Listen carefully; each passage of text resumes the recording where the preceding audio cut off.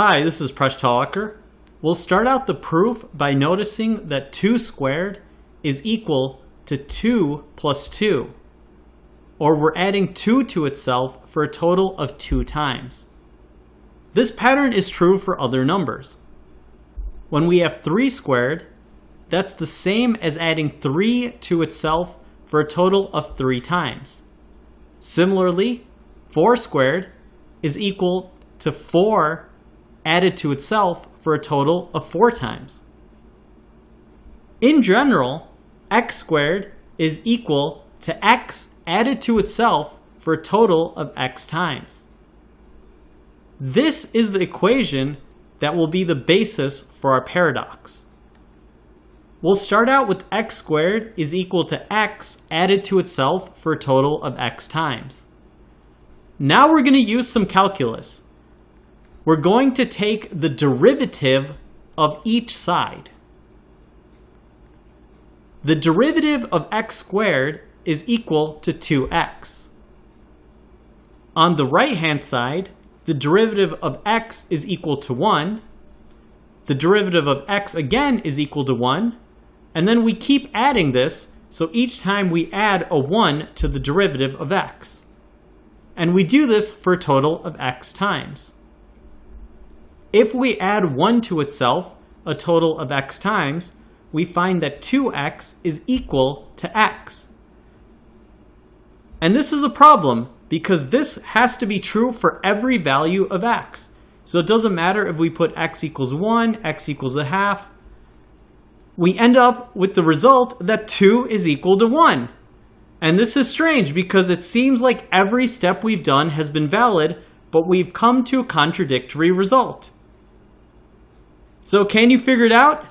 I bet if you pose this to your math teacher, many times your math teacher won't know exactly where the proof went wrong.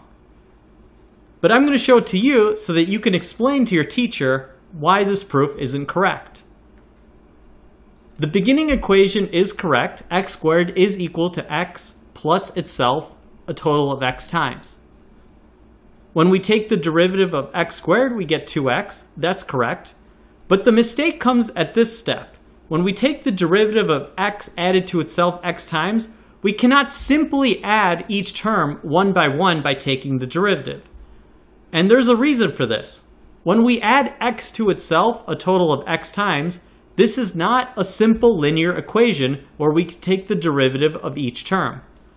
We really have x times itself. So in order to compute the derivative of x plus x, a total of x times, we really have a sum that's involving x. So in order to take this derivative, we need to use the product rule. So we take the first term times the derivative of the second, so we have x times 1, plus the second term of x times the derivative of the first term x to get 1.